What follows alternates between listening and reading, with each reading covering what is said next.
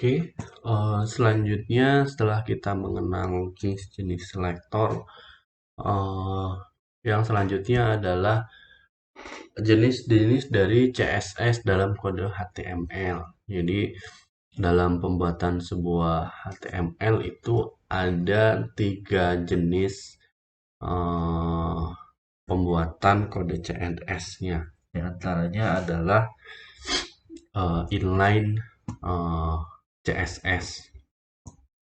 Nah, inline CSS ini merupakan penempatan CSS yang langsung dilakukan di dalam konten HTML. Penempatan CSS secara inline hanya akan mempengaruhi satu baris kode. Nah, contohnya adalah heading 1 dengan style font size 30 pixel, color blue, baru kita bikin eh, apa namanya message lah atau apa yang akan kita cetak dengan font size 30 warna blue. Itu adalah contohnya chat berita utama ini.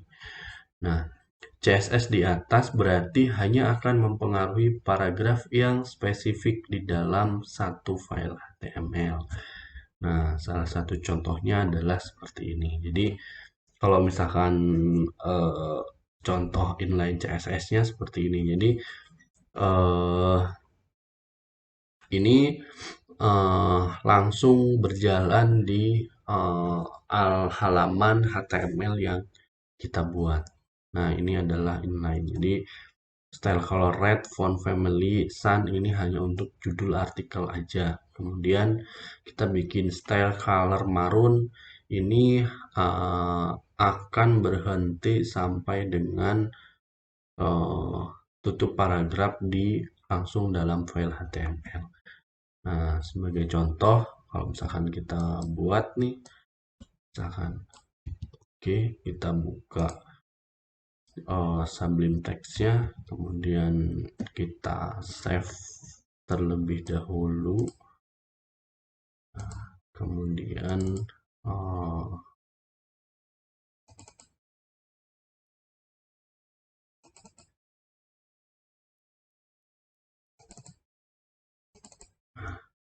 misalkan inline css.html.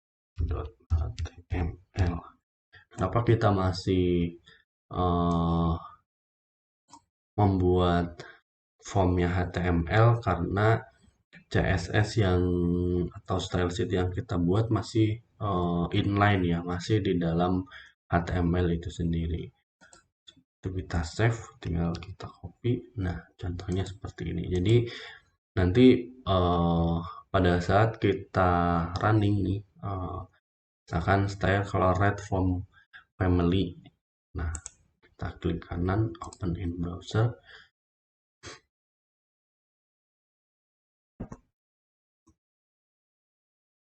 Jadi hasilnya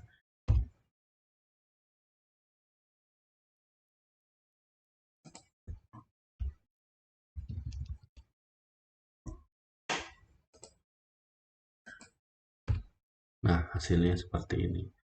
Jadi tulisannya berwarna marun. Ini ada italic karena tadi kita buatnya adalah italic di internal class. Nah, ini contoh inline CSS. Jadi silahkan dicoba bagaimana membuat contoh inline CSS.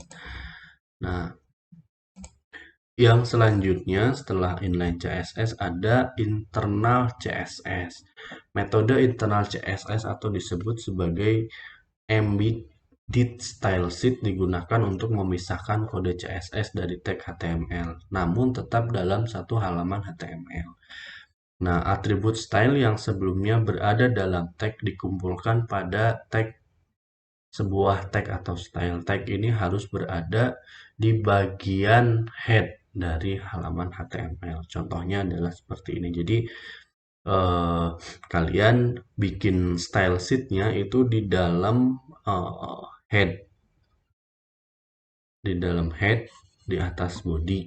Nah, sebagai contohnya seperti ini nih. Jadi kita bikin keterangan dulu style sheet-nya, font family-nya, misalkan kita bikin uh, selektornya P, kemudian propertinya family, value-nya serif, sampai dengan selektornya I, kemudian value-nya font family, ya propertiesnya font family, value-nya sans.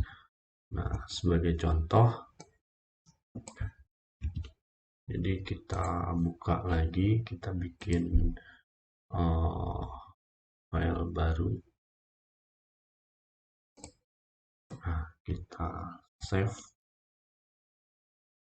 Kemudian kita kasih nama internal css.html. Oke. Nah, pertama kita identifikasi dulu nih dengan menggunakan style tipe teksnya CSS.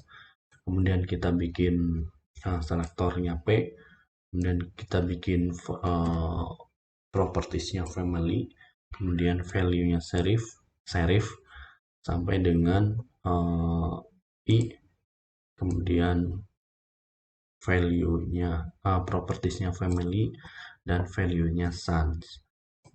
Nah, kemudian tinggal kita buat nih, kembali ke sini. Nah, ini jadi setelah tadi kita buat mulai dari style sheet-nya seperti apa, kemudian kita buat, jangan lupa penulisan CSS internalnya dalam tag body-nya harus disampaikan seperti ini. Jadi ada style tipenya teks CSS, kemudian ada heading 2-nya judul. Nah, kemudian baru masukkan style. Nah, after itu kita save, baru kita buka open in browser. Nah, jadi hasilnya akan seperti ini. Nah, ini adalah contoh dalam penggunaan internal di CSS. Jadi nanti teman-teman mahasiswa dan mahasiswi semua silahkan dicoba. Jadi apa sih bedanya antara inline CSS dan internal CSS? Jadi dalam proses penempatannya, kalau inline itu langsung dalam tag yang sama, jadi dalam paragraf yang sama kita buatnya. Kalau internal CSS itu kita identifikasi dulu nih di headingnya. Jadi selektornya. Oke, yang selanjutnya adalah setelah internal kemudian inline. Nah, yang selanjutnya adalah external CSS. External CSS adalah penempatan baris kode CSS menggunakan file CSS. Jadi sudah berbeda dengan tadi pada saat penggunaan di inline dan internal. Jadi sekarang kita akan langsung membuat file terpisah.